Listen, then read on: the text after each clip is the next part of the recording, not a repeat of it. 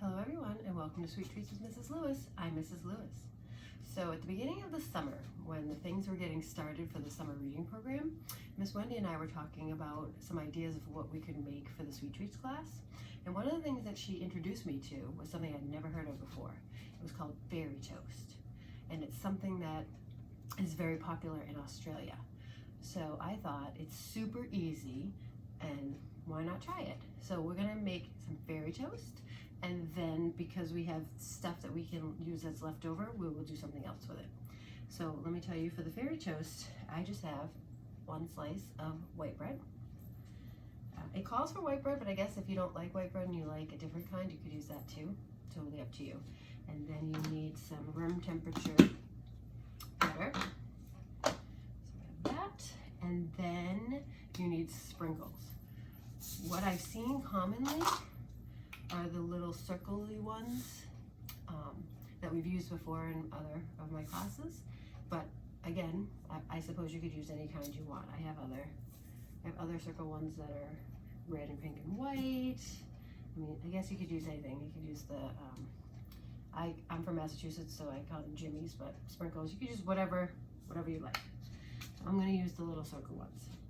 So the first thing you do is you take a butter knife and you cut off all the crust. So we're going to do that. Cut this part out. And I'm using a cutting board on mine. Do whatever works for you. Okay. I'm just going to move the rest over here. So then you should have a little square piece of bread. Then you take some butter and you put butter all over it. So this is sort of like if you were making cupcakes or a cake, cupcakes, and you were frosting them with frosting. It's sort of exactly the same thing. Okay. So now I have my square with butter in it. So then what you do, I'm actually going to do it on this plate just to, you should do it on a surface like a plate or in a container, because if you use these little round ones, they bounce everywhere and they'll make a huge mess. So then you just gently put them on like this. And it's funny because you wouldn't think that this would be a good combination, but it actually is really yummy. Just put a little more. All right. I don't want to tilt it too much, but this is what it looks like. See how they're all falling off and bouncing everywhere? And then you just cut into little triangles like this, and here is your fairy toast. It couldn't be simpler, and it's so easy, and I had all these things in my house already, so you just use what you have. So that's what this is. So voila, fairy toast. So let me just put that away. So the second thing I thought I would do, because I was using similar things, is I thought we could just make some cupcakes. So I just grabbed easy things. I normally would make my frosting from scratch, but I know that a lot of people don't have time or don't like to do that, so I just chose some regular white vanilla frosting. Again, you do whatever works for you.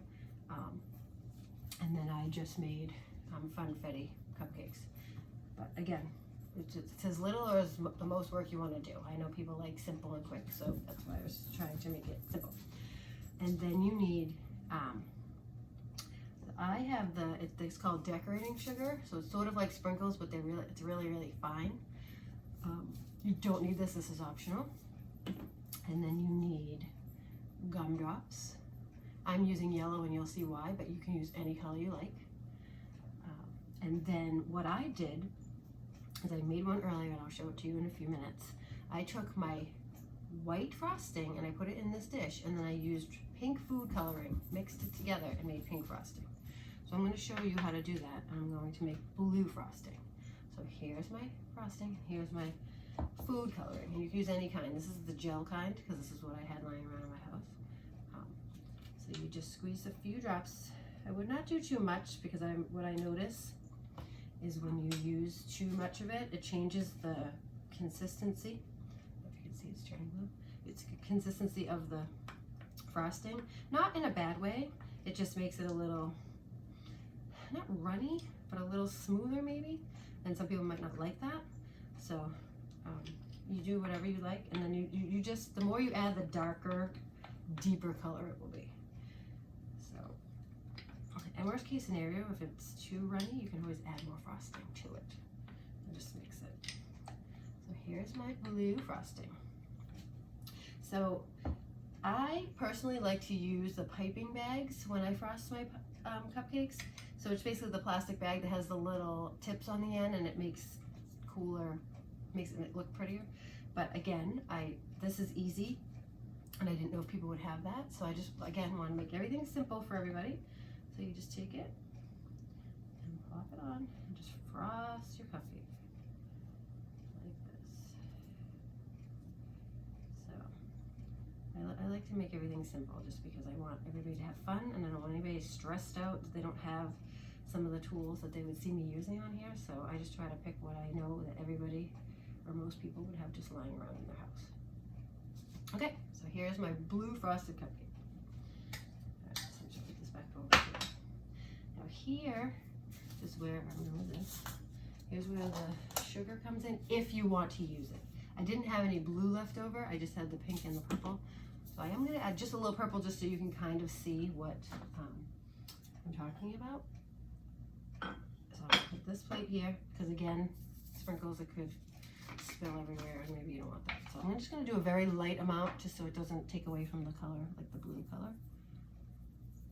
And this is optional. You do not have to use the sprinkles at all. And you can use any kind of things you have. Like I said, it's completely up to you. You be creative with what you like, because in the end, it's your creation and you're the one that has to look at it. So, and I actually really like these two colors together. It's really pretty. Actually, I'm going to like this here. So here comes sort of the hard part. So I chose the yellow gumdrop, and I have this cutting board here. So I put this here, and you're going to need a rolling pin. I don't know if any of you have ever seen one of these before. This people make pie crusts out of this, and sugar cookies. They roll out their dough, and yeah, and some people would do it right on the counter, but the tricky part is that these are really sticky. I made one earlier, and like I said, I'll show you in a few minutes. I made one earlier, and it was really kind of difficult to work with, but super fun anyway, so I thought I would do it. So what you do is you just press down gently, and we're just rolling it up. We just want it to be flat-ish, because we're going to cut a shape out of it. And it can be as big or as small as you want, but the more you roll it, the stickier it's going to get. So just be warned about that.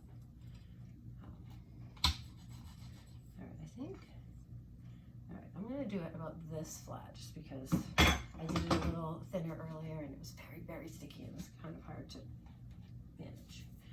So, I'm actually going to use this. Okay, so what you're going to do is you're going to make a crown.